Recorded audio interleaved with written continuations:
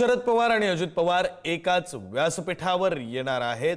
दोन्ही राष्ट्रवादी एकत्र येण्याचं फिसकटल्यानंतर दोन्ही नेते आज आमने सामने येणार आहेत। बारामतीच्या विद्या प्रतिष्ठानमधील कार्यक्रमामध्ये एकाच मंचावर हे दोघे येणार आहेत। आर्टिफिशियल इंटेलिजन्स कॉलेजचं अदानींच्या हस्ते उद्घाटन होणार आहे। सुप्रिया सुळे आणि सुनेत्रा पवार सुद्धा यावेळी उपस्थित असणार आहेत।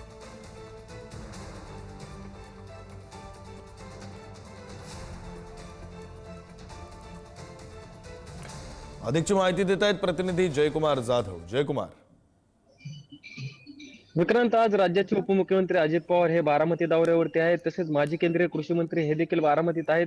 संपूर्ण पवार कुटुंबातील जे व्यक्ती आहेत ते बारामतीत असणार आहेत, कारण की आज बारामतीमध्ये विद्या प्रतिष्ठानचे जे Sharadchandra Pawar centre of excellence ते नूतन बिल्डिंगचं आज उद्घाटन होणार आहे। नवीन बिल्डिंगच्या इमारतीचे हे जे कॉलेज होत आहे हे देशातलं पहिलेच आर्टिफिशियल इंटेलिजन्स आधारित पहिलेच कॉलेज आहे, ज्याचं उद्घाटन आज अदानी समूहाचे प्रमुख गौतम अदानी यांच्या हस्ते होणार आहे। या कार्यक्रमाला राज्याचे उपमुख्यमंत्री अजित पवार हे देखील उपस्थित असणार आहेत।